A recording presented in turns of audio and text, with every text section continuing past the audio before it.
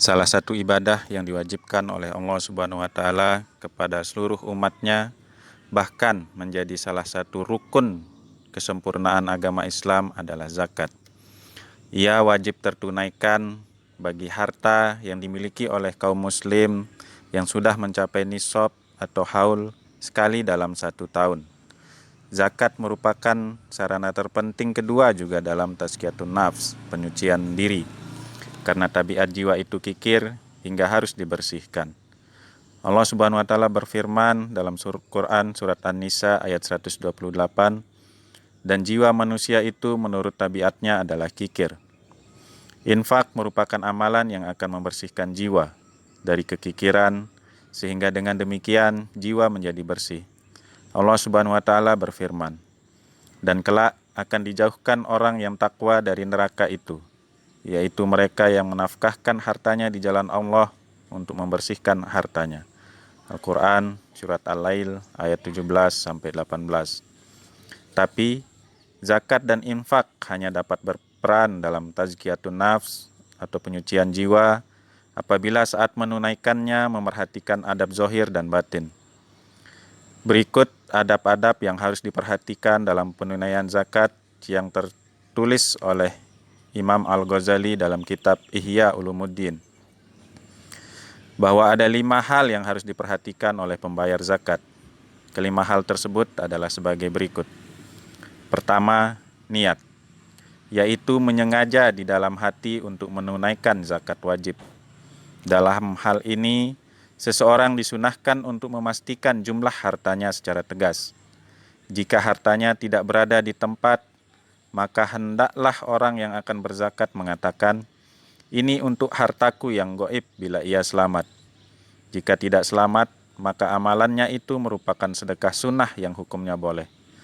Seseorang juga boleh mewakilkan dalam penunaian zakat, di mana dia berniat pada saat hendak mewakilkan itu, atau sekaligus mewakilkan niatnya kepada orang yang mewakilinya, karena pelimpahan niat sama dengan niat secara langsung. Yang kedua, bersegera menunaikan zakat setelah mencapai haul. Bila zakat yang dikeluarkan adalah zakat fitrah, maka tidak mengakhirkannya setelah Idul Fitri. Sebab waktu wajib pelaksanaan zakat fitrah adalah ketika terbenamnya matahari di akhir Ramadan. Sedangkan waktu diperbolehkannya adalah selama bulan Ramadan. Siapa yang menunda zakat hartanya padahal mampu, maka ia telah bermaksiat. Ketiga, tidak mengeluarkan zakat berupa nilai dari barang yang wajib dizakati, tetapi harus mengeluarkan barang yang ditegaskan di dalam nas. Kita ambil contoh zakat emas. Zakat emas haulnya adalah 85 gram. Ketika seseorang telah memiliki emas sejumlah 85 gram, maka wajib baginya untuk mengeluarkan zakat. Dan zakat itu tidak boleh diambil dari sejumlah emas 85 gram tersebut, harus diambil dari barang lain. Artinya, tidak mengeluarkan zakat berupa nilai dari barang yang wajib dizakati tersebut. Keempat, tidak memindahkan zakat ke kampung lain. Karena mata orang-orang miskin di setiap kampung memerhatikan hartanya, dan pemindahan zakat ke kampung lain akan mengecewakan harapan mereka. Jika orang yang hendak mengeluarkan zakat melakukan hal tersebut, maka menurut salah satu pendapat diperbolehkan, tetapi keluar dari syubhat perselisihan sangat diutamakan. Oleh karena itu, hendaklah seseorang mengeluarkan zakat bagi semua hartanya di kampung halaman, dan tidaklah mengapa menyalurkannya kepada orang-orang asing di kampung tersebut. Kelima, membagikan harta yang wajib ia zakati kepada semua golongan yang berhak menerima zakat yang ada di kampungnya. Sebagaimana ditegaskan oleh firman Allah Subhanahu wa taala, sesungguhnya zakat-zakat itu hanyalah untuk orang-orang fakir dan orang-orang miskin. Al-Quran surat At-Taubah ayat 60.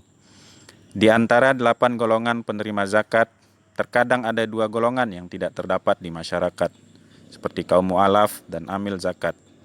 Tetapi 4 golongan yang lain biasanya terdapat di seluruh negeri, yaitu kaum fakir, miskin, ghorim, dan orang-orang yang sedang dalam perjalanan. Sedangkan 2 golongan di antaranya terdapat di sebagian negeri saja, yaitu orang-orang yang berjihad di jalan Allah dan para budak. Demikian kelima rukun yang harus diketahui sebelum kita membayar zakat.